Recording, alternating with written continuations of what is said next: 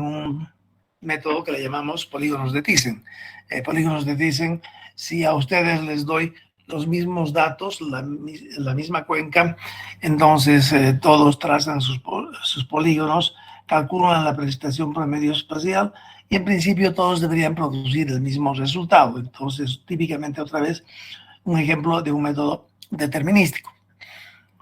En el método probabilístico, lo que en realidad hay muchas más aplicaciones, pero en hidrología vamos a usar una o dos aplicaciones dentro de lo que son los métodos probabilísticos, porque no necesitamos más. Obviamente, si tuvieran ustedes que hacer una maestría y toman el tema de estadística hidrológica, ahí tendrían que, es toda una materia entera que tienen que lograr manejar, y dentro de ello aparecen muchos temas. Pero nosotros, dentro de lo que es métodos probabilísticos, vamos a llevar solamente un tema que tiene que ver con probabilidades y es completamente aplicado. Hasta ahí. ¿Está comprendido? ¿Hay preguntas hasta ahora?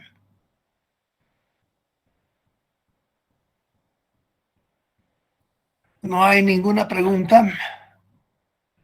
Estoy viendo que somos 31 personas, entonces hay nomás quórum. Bueno, entonces continuemos. Decía un poquito, volveré a explicar la aplicación que se hace de estos tres métodos. Si quieren, voy a reducirlo un poquito para lograr explicar de mejor manera. Ya, en este tema, si hablamos sobre métodos probabilísticos y solamente nos referimos a la aplicación que se hace de los métodos probabilísticos, en forma directa podemos decir,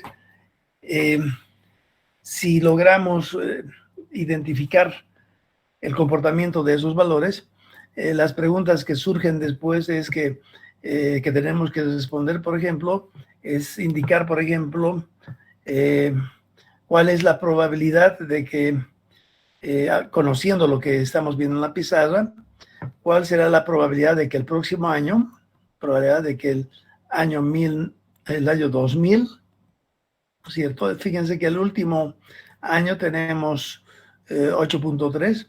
¿Cuál será la probabilidad de que el próximo año el caudal que logre yo obtener en esa misma sección sea mayor que, por ejemplo, 15 cubos? Fíjense, en este tema, como en cualquier otro tema, tenemos que poder razonar y usar el sentido común. Si se fijan en toda la serie que estamos considerando, el valor más pequeño, si no me equivoco, es 3 cubos por segundo. Y el valor más grande creo que es 11 cubos por segundo, ¿no es cierto? Entonces, en todos esos años de observaciones, de registros, el caudal promedio anual se mueve entre 3 y 11, ¿no es cierto? Ahora de pronto viene una persona y me dice, basándome en esos años observados, quisiera saber qué probabilidad tengo yo de que en cualquier año el caudal sea más grande que 15 cubos por segundo. Y esa respuesta será una probabilidad muy grande, muy pequeña. ¿Quién dice algo? ¿Quién quiere ganarse puntos otra vez? Muy pequeña, Inge. Ya, muy pequeño. Entonces voy a traer mi libreta de anotaciones para... ¿Cuál es tu nombre? Franz Ocampmi.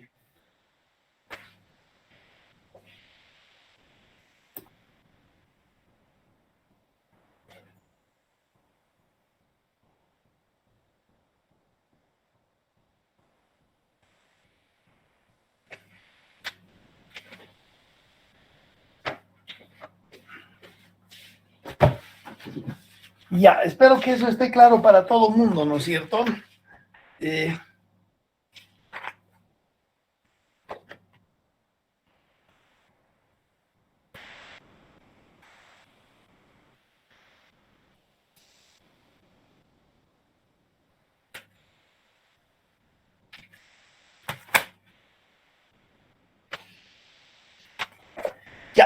¿Cómo me dijiste que era tu nombre?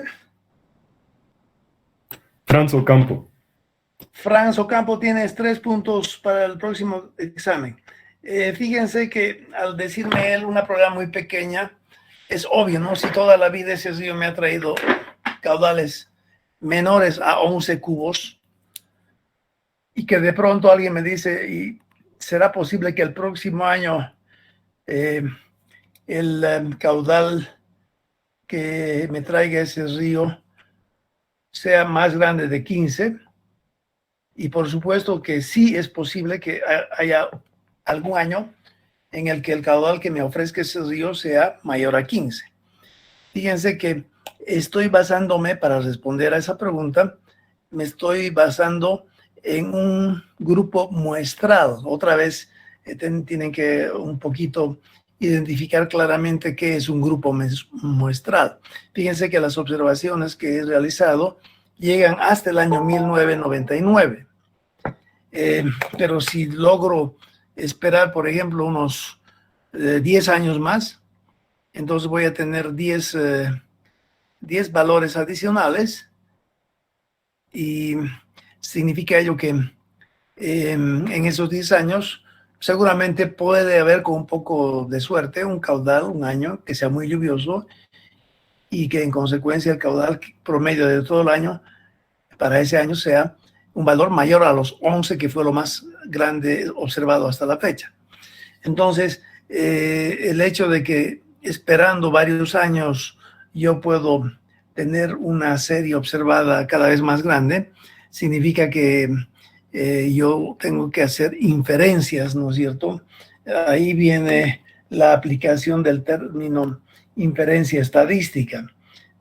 Nunca se ha medido un caudal más grande que 11, pero a través de la inferencia estadística yo puedo moverme con el valor 15 cubos, que es mucho más grande que el 11, y puedo calcular la probabilidad con la que el río en algún año, cualquier año en el futuro, me puede traer un caudal mayor a 15 cubos por segundo. Y por supuesto, esta probabilidad va a ser tremendamente pequeña, ¿no es cierto? Entonces, eso es lo que decía nuestro amigo ahorita al respondernos. Franz Ocampo decía que va a ser un valor muy pequeño, ¿no es cierto? Entonces, eso es típicamente muy pequeño. Típicamente una aplicación de un método estadístico, ¿ya? Eso en relación a lo que es el método probabilístico. En el método determinístico ya lo hemos visto y ustedes ya me lo han, espero me hayan comprendido. Voy a usar primero estos que no necesito y voy a dar un ejemplo de aplicación de un método determinístico. Decíamos, por ejemplo, si tenemos una viga que está sujetada en 2 sitios, ¿no es cierto? Y yo ejerzo acá una fuerza de 4 toneladas fuerza, por ejemplo, y si eso está exactamente a la mitad, quiere decir que la reacción en ambos lados necesariamente va a ser 2 toneladas acá y aquí 2 toneladas. Entonces no hay más que una sola respuesta, o sea, tenemos aquí como input 4 toneladas, ¿no es cierto? Y el sistema me dice que se trata de una viga que recibe esa carga puntual y que la carga puntual se ubica exactamente a la mitad. Y en consecuencia, el output va a ser 2 y 2, ¿no ve? 2 en el apoyo de la izquierda y 2 en el apoyo de la derecha. Entonces, si yo a ustedes les proporciono el dato de 4 toneladas y les explico de qué se trata, y si los 70 alumnos lo hacen bien, los 70 me tienen que responder 2 en el apoyo izquierdo y 2 en el apoyo derecho. Si alguien no hace eso, no dice eso, él está mal y tiene 0 en esa respuesta. Obviamente, este es un ejemplo determinístico y todo lo que se hace en estructuras, por ejemplo, en mecánica, etcétera, son métodos completamente determinísticos, son a la misma entrada de datos, el sistema responde siempre con la misma respuesta. Entonces, el otro ejemplo decíamos, si logro yo medir los caudales para diferentes alturas dentro de esa ecuación, dentro de esa sección de un canal, lo que yo podría hacer es decir, bueno, el 3 de abril, vamos a hacerlo con otro color, podría decir el 3 de abril de este año, de 2021, yo voy al sitio, a esa sección, y resulta que H en ese día es de 2 metros, y lo que yo hago es medir con un molinete lo llevan ustedes en hidráulica, la altura expresada en metros, hago la medición y resulta que sale, por ejemplo, metros cúbicos por segundo, sale, por ejemplo, 3 metros cúbicos por segundo, ¿ya? Después de eso, yo vengo el 18 de otra fecha, ¿no es cierto? 18 de abril del mismo año, y en esa ocasión hallo de que el H ya está a 3 metros, hago la medición y resulta que a condición de que el tirante esté a los 3 metros, el caudal ya va a ser, por ejemplo, 7 metros cúbicos por segundo. Vengo el 28 de abril, en ese momento el tirante habrá bajado a 1,5 metros, hago el aforo y el aforo me devuelve, por ejemplo, 2,5 cubos por segundo, ¿no ve? Etcétera. Yo puedo venir en varias ocasiones al sitio y en cada ocasión voy a, con un poco de suerte, hallar que el tirante H es diferente. Si por si acaso el tirante nuevamente es 2 metros y hago la medición, si todo lo hago correctamente, la medición me debería devolver el valor de 3 cubos por segundo. Entonces, trato de cubrir H lo más que se pueda, desde 0 hasta donde llegue la altura total del canal. Y con eso, yo lo que hago en gabinete, para cuando H es 2, resulta que Q es 3, ¿no es cierto? Y coloco ahí una crucecita. Para H2, Q es 3. Cuando coloco el valor de 3 en H, este debería ser 7. Entonces acá se tiene el valor 7. Etcétera. Si se fijan, si vengo, por decir, en 6 ocasiones, voy a tener al final 6 mediciones, 1, 2, 3, 4, 5, 6 mediciones, y se dan cuenta, una vez que visualizo las 6 crucecitas provenientes de 6 pares de datos, todos son datos muestrales, porque estoy hablando de solamente, como ejemplo, 6 ocasiones en las que yo he llegado al sitio. En gabinete lo que yo hago es identificar la mejor curva que reemplaza a esas 6 crucecitas, y puede ser una curva cuadrática. Una vez que logro eso, simplemente lo que hago es me olvido de los datos muestrales y me quedo con la relación. Y la relación podría ser que sea, por ejemplo, Q es igual a 3,3 H elevado a la 0,9, ¿no es cierto? Fíjense, esto que está en color rojo, la fórmula, es lo que constituye el sistema dentro de un método determinístico. Decíamos, el sistema está dado siempre a través de una serie de ecuaciones. En este caso, el sistema va a ser la curva HQ, ¿no es cierto? Que la he determinado anteriormente. ¿Lo ve? Q es igual función de H, ¿no es cierto? Eso significa que una vez que ya la tengo ahí la curva bien definida, ya no necesito seguir yendo a medir. Lo que yo puedo hacer es calcular para cada día, por ejemplo, para el 1 de abril, 2 de abril, 3 de abril, 4 de abril, etcétera. Luego 1 de mayo, 2 de mayo, 3 de mayo, etcétera. Y para todos esos días, lo único que necesito yo es calcular o medir visualmente H. Si el 1 de abril era 1,8 metros, el 2 de abril es 2,4 metros, etcétera.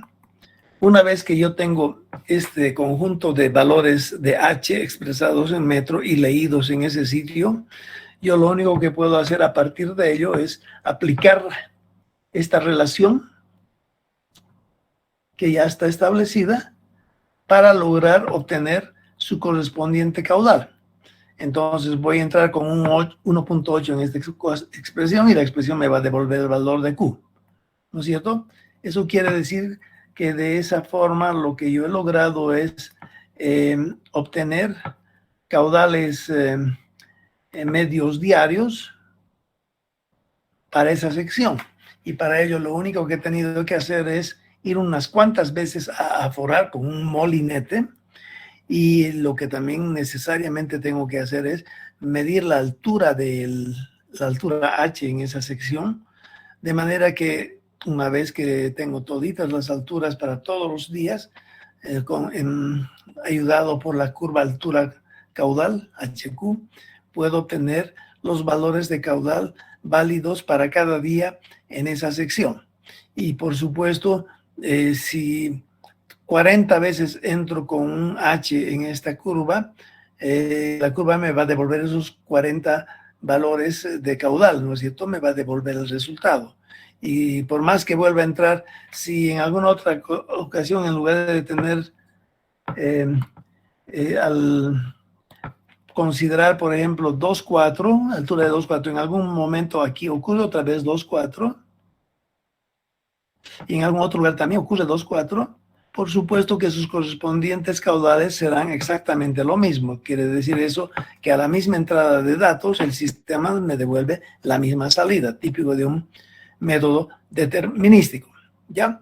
Fíjense que esto estamos haciendo para una sección de canal, pero el mismo procedimiento se aplica para cuando yo considero una sección del río. Entonces, en el río tengo una escala empotrada a un costado, la cual la voy midiendo todo el tiempo, y una que otra vez yo realizo el aforo en ese río, y con los pares de datos HQ aforado, puedo en gabinete graficar en un eje HQ y obtengo todas las crucecitas que son los datos muestrales, identifico la curva que mejor los representa, y una vez que logro eso me quedo con esa ecuación donde Q es función de H. Y entonces en el río ese del que estoy hablando voy a aplicar esa misma ecuación, y lo único que necesito hacer en ese río es medir continuamente los niveles cada día, y el momento que tenga todos esos niveles, con ayuda de la curva previamente establecida, puedo calcular los caudales promedios anuales. Si se fijan otra vez en el valor 6.8 metros cúbicos por segundo de 1979, en realidad ese valor proviene de de 18 valores. Voy a borrar todo, y quisiera yo anclarme en ese valor 6.8. ¿De dónde proviene ese 6.8? Obviamente yo he leído para 1979,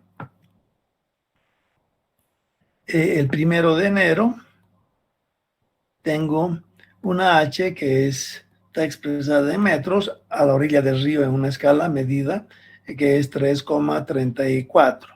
El 2 de enero es 2.7. El 3 de enero es 4.8. El 4 de enero es 5.55. Y llego así hasta el 31 de diciembre.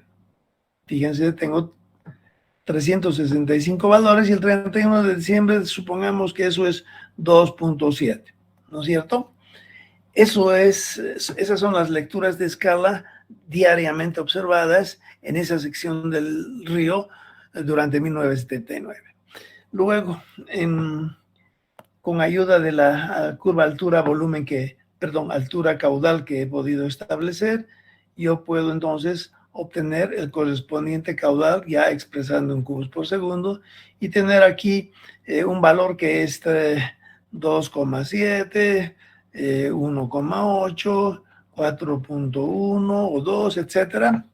Y en consecuencia, la media de estos 365 valores del año 1979 va a resultar igual a 6,8 metros cúbicos por segundo. Fíjense que si esos 365 valores yo los graficara, entonces el 6,8 lo voy a tener como promedio, ¿no es cierto? Que va a ser esta línea horizontal, ubicada a 6,8 en la vertical de esa figura, 6,8. Y todos los otros valores, por supuesto que van a estar alrededor de esa curva. Entonces, el primer valor va a ser 3,34, ¿no ven? El siguiente va a ser 2,7, 4,8, etcétera. Y voy a tener ese tipo de valores. Algunos van a ser muy grandes, otros van a ser muy pequeños, pero en promedio van a estar alrededor de 6,8. Y a eso es a lo que yo le llamo caudal medio anual, ¿no es cierto? Y cuando voy al siguiente año, 1980, hago exactamente lo mismo y así sucesivamente. Y es de ahí que provienen estos valores promedios anuales de caudal observado en una sección en un cierto río. Un poquito a grandes rasgos les estoy comentando cómo logramos producir esos valores diarios, ¿no? Y de los diarios podemos producir 12 valores mensuales, porque el caudal promedio de enero será la media aritmética de 31 valores.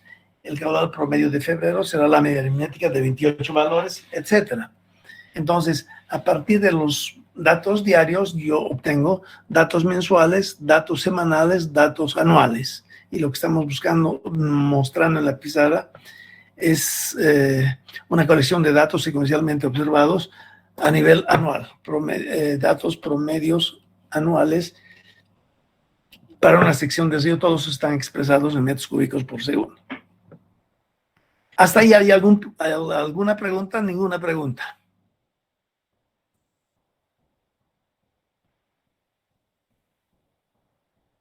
Todo está comprendido, me imagino.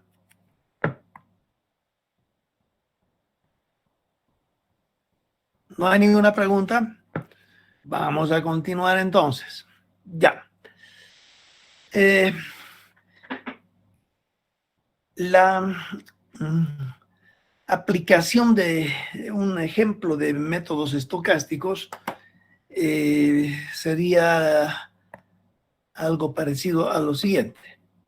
Ya, métodos estocásticos, vamos a mostrar entonces un ejemplo. Ya decíamos hace un rato que dos modelos que simulan la aparición de estos valores serían el modelo autorregresivo de orden P. Fíjense que en la serie de la izquierda, los valores 6,8, 6,2, 9,9, podría yo intentar de hallar si cualquier valor al interior de la serie depende del anterior. Por ejemplo, si el caudal de 1983 tiene algo que ver con el caudal del año que le antecede, 1982. Entonces estoy intentando de hallar si es que hubiera una correlación de valor a valor, ¿no es cierto? El valor 11 acá tendrá algo que ver con el valor 6,8. El valor 6,8 tendrá algo que ver con 7,2. El 7,2 tendrá algo que ver con 7,5, etcétera, ¿no es cierto? Entonces, los modelos estocásticos necesitan o utilizan la dependencia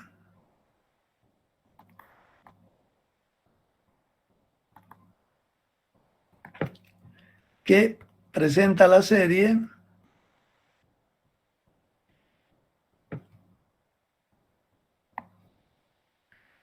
entre valor y el valor que le antecede, ¿no es cierto? El caudal del 1999 dependerá de lo que sucedió en 1998 y a su vez el caudal del 1998 tendrá alguna correlación con el caudal que le antecede, o sea, el año 1997. Entonces, esa dependencia es la que utilizamos para poder aplicar un método estocástico, ¿ya? Ahora, fíjense, dependencia es un sinónimo de dependencia, es sinónimo de autocorrelación. Autocorrelación, ¿no es cierto? Y se dan cuenta que para poder hacer este análisis y descubrir que una serie presenta o no dependencia, tengo que necesariamente mantener esa serie de valores en el orden en el que han aparecido, porque si los desordeno, ya no puedo visualizar si ha habido o no dependencia de ese valor con respecto al que le antecede, ¿no? Entonces, por eso es que es importante mantener el orden de aparición de cada uno de esos valores. Ahora, ¿cuándo no es necesario mantener en orden esos valores? Cuando no presenta correlación, es decir, cuando no presenta dependencia, es decir, cuando de valor a valor no existe ninguna dependencia. Voy a explicar eso con una... supongamos que yo voy a analizar la variable edad de ustedes, ¿no es cierto? Edad de la gente de San Simón. La primera persona, la segunda persona, etcétera. Entonces, si se fijan, supongamos que yo dispongo de varias personas, por ejemplo, 9, obviamente puedo disponer de muchísimas más, y resulta que cuando yo hago la encuesta, me voy a parar a la entrada de la universidad, supongamos que hay clases presenciales, y desde el momento en que yo llego ahí a la puerta principal, voy a empezar a preguntar la edad de cada uno de ellos continuamente. La primera persona me va a decir que tiene, no sé, me voy a inventar, 18 años, ¿no es cierto? Un muchacho de 18 años que está corriendo porque ya está sobre la hora. Después de él aparece otro muchacho y le pregunta su edad y me dice que tiene 20 años. Después aparece una muchacha y me dice que tiene 17 años. Después viene otra vez otra persona, me dice que tiene 22 años, la siguiente tiene 19 años, la siguiente tiene 20 años, la siguiente viene 17 años, la siguiente viene y me contesta que tiene 24 años y hay alguien que al final me dice que tiene 20 años. ¿No es cierto? Si se fijan, estos 9 valores de edad son valores que han sido encuestados en forma aleatoria, porque que la primera persona de 18 años que ingresó y yo le pregunté su edad, después de él venga una otra persona que tiene 20 y después la otra de 17, después la otra de 22, nadie ha pensado para lograr ingresar el uno tras el otro, ¿no? O sea, personas que se han sucedido al azar, completamente aleatorio.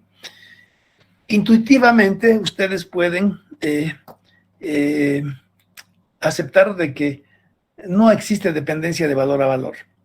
¿Ya? Entonces, hay métodos que después vamos a un poquito precisar mejor, que me permiten salir de la duda. Porque si alguien me pregunta, esos 9 valores secuencialmente observados, ¿son o no son dependientes? ¿Son o no son autocorrelacionados? ¿No es cierto? Esa es la pregunta que me hacen y yo para responder ahí tengo que ponerme a pensar y decir, bueno, a ver cómo han sido muestreados estos valores. Han sido muestreados completamente en forma aleatoria, al azar, ¿no es cierto? Entonces, tal vez no necesite hacer un test estadístico para poder concluir de que al interior de esta serie no presenta ninguna dependencia. Entonces, ¿qué significa esto? Decíamos que la respuesta a la pregunta, ¿presenta dependencia, sí o no? A esa pregunta, lo que puedo hacer es simplemente decir, no presenta dependencia.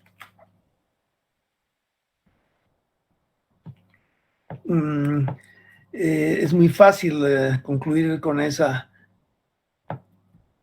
no presenta dependencia.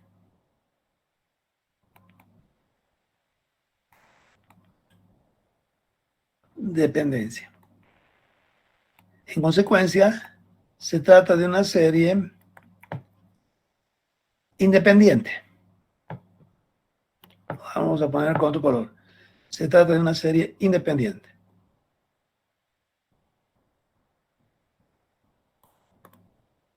Después yo voy a considerar una serie en la que yo voy a ubicarme, por ejemplo, otra vez en ese canal y voy a ver el caudal que escurre acá. Aunque mejor no un canal, vamos a ver, mejor de hablar de un río. Supongamos que aquí hay un puente, ¿no es cierto? Y en ambas paredes de esa sección, en una de las paredes de la sección, yo voy a colocar una escala gradada en centímetros, ¿no ve? Y esa escala la voy a empotrar, puede ser escala de madera, por ejemplo. Lo que yo hago es la voy a empotrar, ¿no es cierto? De manera que nunca se mueva. Está empotrada. Obviamente acá tengo el valor más bajo es 0 metros. Después viene 0,10, luego 0,20, etcétera, y va subiendo, ¿no es cierto? Y yo voy a considerar ahora el nivel que tiene el agua ahí. Supongamos que es una sección tan bonita que el agua de banda a banda está. Y por supuesto, cuando yo leo en la escala, obviamente voy a leer ahí. Y resulta que eso es, por decir, 0,19. ¿Y cuándo es que resulta 0,19? Yo voy a colocar entonces acá un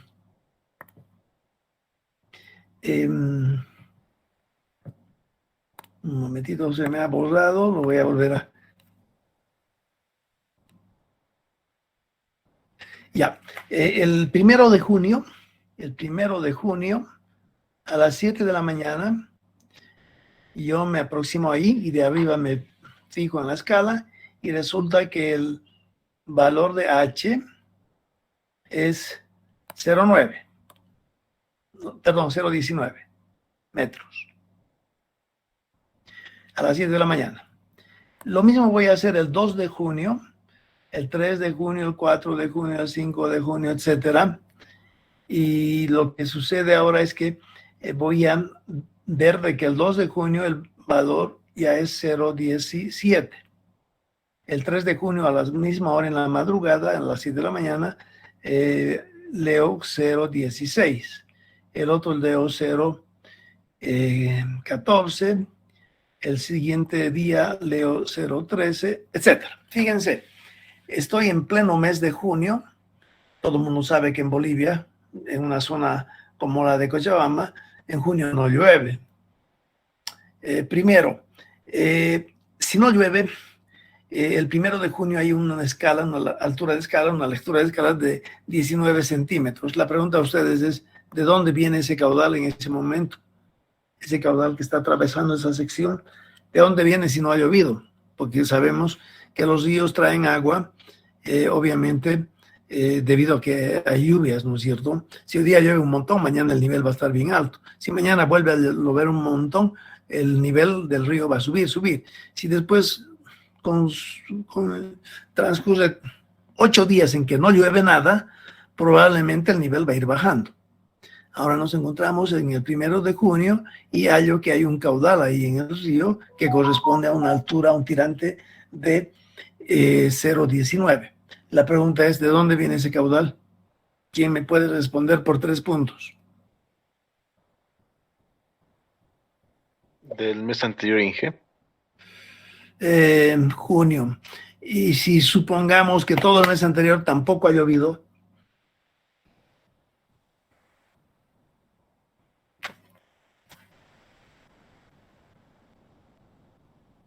En lugar de junio, supongamos que yo voy a colocar ahí 1 de agosto, 2 de agosto, 3 de agosto, y todo junio, julio no ha llovido. Y sin embargo, el 1 de agosto hay un caudalito ahí que tiene un cierto tirante de agua. ¿De dónde viene esa agua en ese momento?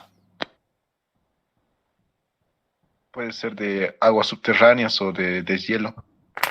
Ahí está, no es mala la respuesta, está ya en la buena dirección. ¿Cómo te llamas tú? Amílcar Ballesteros, Inge.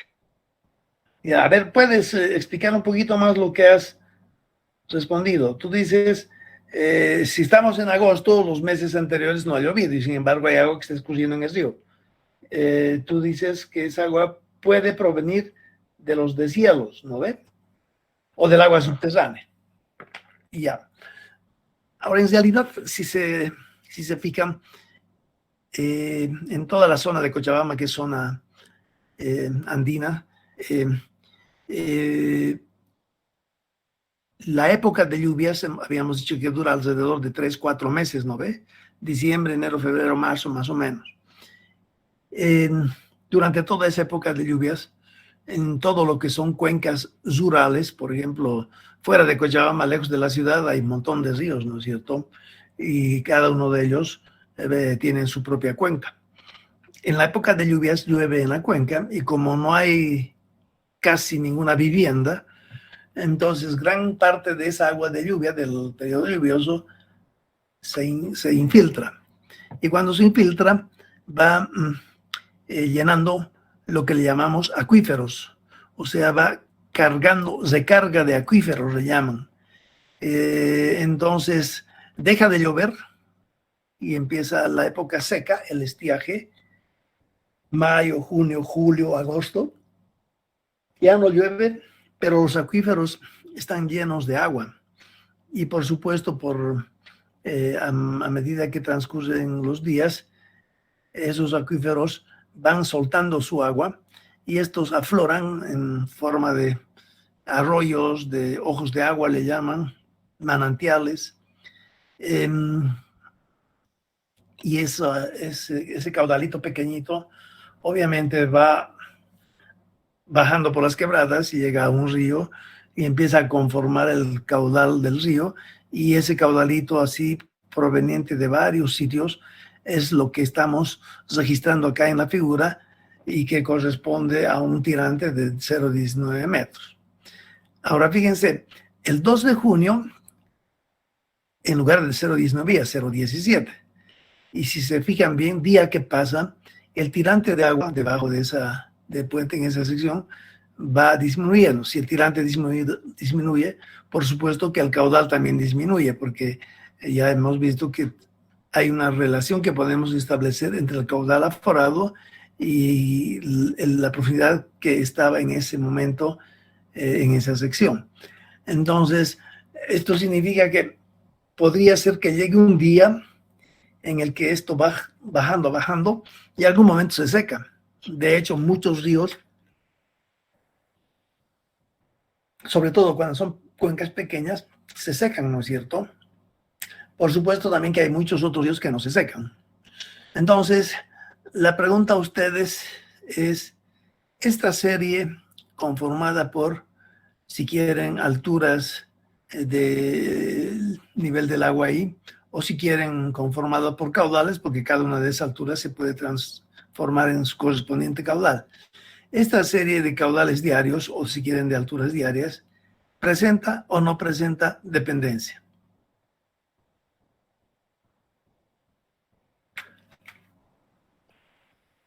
¿Presentan dependencia, hija?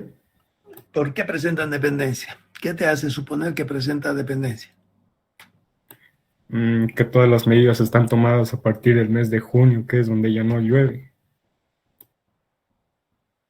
Pero esa no es la razón por la que presenta dependencia. ¿Por qué no presenta dependencia? Eso ya lo has dicho, no presenta dependencia. ¿Cómo te llamas? De todos modos, por lo menos la mitad del puntaje de... ¿Cómo te llamas tú? Ranzo Campo, hija. Franzo Campo, ya tienes otra vez un 2 puntos, ¿ya? Ponte a pensar más y los otros también. Esta serie sí presenta dependencia. ¿Cómo logramos ver eso de que presenta dependencia? Si se fijan, yo podría escribir a un costado el delta H, el delta que baja cada día, ¿no es cierto? Delta H. Para ir del 1 de junio al 2 de junio ha bajado 2 centímetros, ¿no es cierto? Al día siguiente ha bajado 1 centímetro. Al día siguiente ha bajado 2 centímetros. Al día siguiente ha bajado 1 centímetro, ¿no es cierto? En realidad, si estos valores los desordenara, si yo desordenara esos valores, muy difícil me podrían decir que presenta o no presenta dependencia, porque cuando hablamos de dependencia siempre nos referimos a la comparación entre el valor de hoy y el valor de ayer, entre el valor de ayer y el valor de antes de ayer, entre el valor del periodo I versus el valor del periodo I-1. Entonces, eso solamente podemos visualizar intuitivamente. Otra vez estamos hablando. Fíjense que hasta ahorita no hay fórmulas.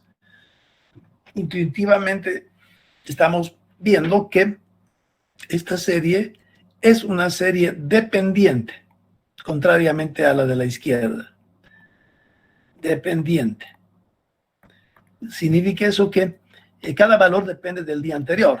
Este depende del anterior, este depende del anterior, este depende del anterior, este depende del anterior. ¿No es cierto? Ahora, fíjense, tenemos dos series, la una realmente dependiente, el valor de hoy depende de ayer y el de ayer de antes de ayer, antes de ayer, antes de ayer. La pregunta ahora a ustedes sería lo siguiente. Supongamos que estamos ya en el día 9. Aquí viene el día 10, ¿no? La pregunta a ustedes sería, ¿cuál es el pronóstico?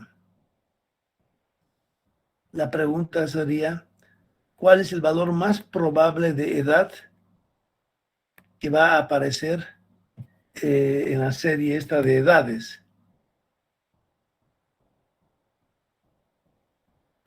Entonces, tendrían que ustedes pensar y responderme, ¿a qué edad le apuntarían ustedes para la 10ª persona? Y para responder a ese pronóstico que yo les pido, cuentan con ustedes con todas las anteriores edades que han aparecido, ¿no es cierto? A sabiendas de que esas edades se presentan de esa manera, la pregunta sería, ¿y cuál va a ser la edad de la próxima persona? Entonces corren apuestas, ¿no es cierto? Sucede lo mismo en la serie de la derecha de las alturas.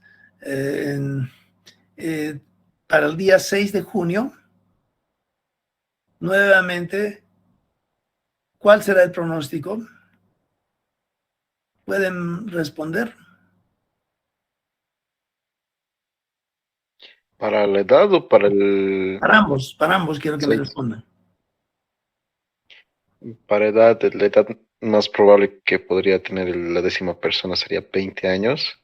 Y para el 6 de junio, 0.11, si es que se mantiene esa relación. 0.11. No sé, eso es lo que dices, ¿no ven? Ya, entonces ya me estás emitiendo dos pronósticos. En la edad 20. ¿Y por qué 20 en la edad? Porque es el valor, esa es la edad que se repite más que otras edades. Y hay Aquí hay un valores 20. bastante cercanos. La moda. Bueno, no está mal. Entonces, ustedes dos denme su nombre rapidito antes de que me olvide. Dylan Daza. ¿Perdón? Joel Dylan Daza Chalar. Joel Dylan Daza, tienes 2 puntos. ¿Y el otro cómo se llama? Amílcar Alexander Ballesteros. Ya, más 2 puntos. Mecanudo. No, más 3 puntos. Ya, fíjense. Muchas personas en otros grupos me dicen, alguien me dice ahí, 24, 19, a ver. 18 me dicen, ¿no? Y yo les digo, ¿y por qué 18? Porque todavía no apareció más que una vez. O tal vez vienen y me dicen 17, 18, 19, 20, 21 me pueden decir, ¿no? ¿Por qué les digo 21? Porque todavía no ha aparecido. ¿No? Ya. Pero la respuesta correcta es decir aquel valor que más frecuentemente aparece, ¿no es cierto? Entonces, como estamos en una serie independiente, entonces el valor más probable a aparecer va a ser la moda. Ahora, si este grupo de 9 valores de edad se distribuyera según la ley normal, entonces, si se acuerdan, en la ley normal, si una variable está distribuida normalmente, significa que la media de esa variable es igual a la moda de la variable y es igual a la mediana, a condición de que la distribución de esa variable sea normal, ¿ya? Por eso que la persona que me ha dicho ahorita la moda, sí, pero para decir la moda, previamente tengo que estar seguro de que esos 9 valores provienen de la ley normal, porque si no provienen de la ley normal, la moda no coincide con la media. Bueno, pero son temitas que ya lo han llevado ustedes antes y van a ir comprendiendo mejor eso a medida que vayamos haciendo este tipo de ejemplos. Entonces, el pronóstico acá tiene que ser la moda. Esa es la respuesta oficial. Y si esos valores están normalmente distribuidos, entonces en lugar de decir la moda, puede decir la media también. Y si no, puede decir también la mediana, porque los tres son lo mismo cuando la serie está distribuida normalmente. En el caso de la variable dependiente, este es el buen pronóstico que me han dictado. Por supuesto, sería tonto decir 0,15, por ejemplo. Si estamos viendo que la serie día que pasa tiene o muestra una tendencia a bajar, entonces no hay donde perderse. Ya, entonces se dan cuenta que es bien importante, previo a cualquier análisis, dilucidar si la serie que estoy yo manejando es o no es dependiente. Porque si la serie es dependiente, entonces para pronosticar necesito mantener la serie, los 5 valores, en el orden en que han aparecido. Porque si los desordeno ya no puedo decir 0,11, ya no sé qué decir, ¿no es cierto? En cambio, cuando se habla de una variable que es independiente, como la edad, puedo desordenar los 9 valores de edad. Y el que hace un buen pronóstico en forma intuitiva va a continuar diciendo que el mejor pronóstico es la moda. Y si la serie estuviera normalmente distribuida, el mejor pronóstico es la media, aunque desordenara yo la serie. En consecuencia, si la serie es independiente, puedo desordenarla y no pierdo información. En cambio, si la serie presenta dependencia, no puedo desordenarla, porque si la desordeno, pierdo información y al perder información, es prueba clara de que ya no puedo pronosticar ahí el valor 0,11. ¿Hasta ahí se comprende algo? Porque ahora ya debemos irnos. ¿Hay preguntas hasta ahí?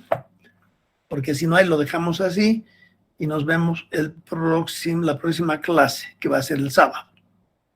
Inge, Adelante. una pregunta.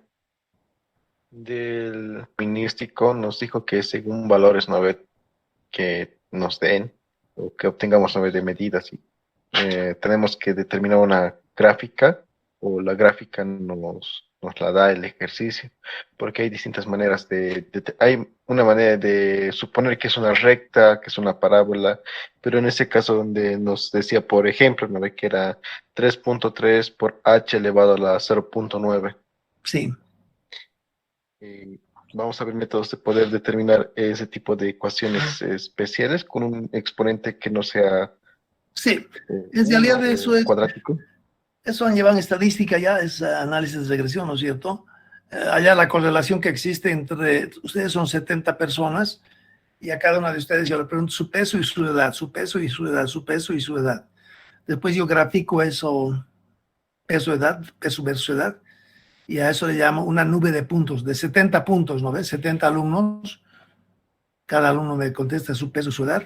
Entonces yo grafico en un eje horizontal puede ser la edad y el vertical puede ser el peso, y voy a tener 70 puntos, ¿no ve?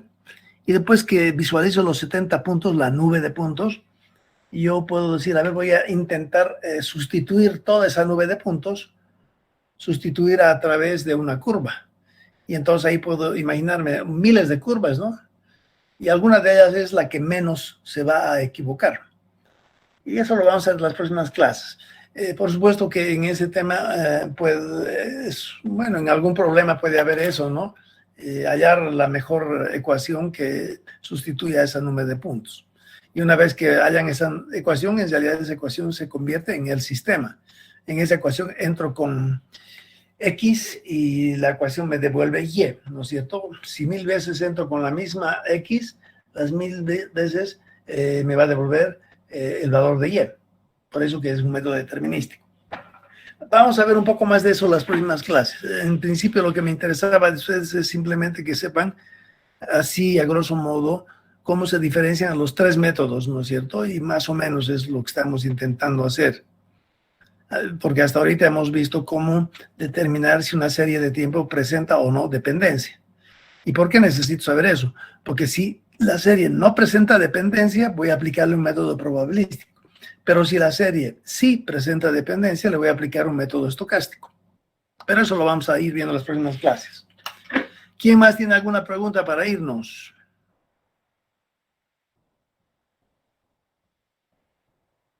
¿Nadie más? Bueno, Todo claro, ingeniero. ¿perdón? Todo claro, ingeniero, con las aclaraciones. Ya. Entonces, yo los veo en la próxima clase. Si es que no hubiera ninguna pregunta. ¿Ya? ¿Están de acuerdo? Bueno, que les vaya bien. Sí, Cuídense, por favor, y los veo próxima clase.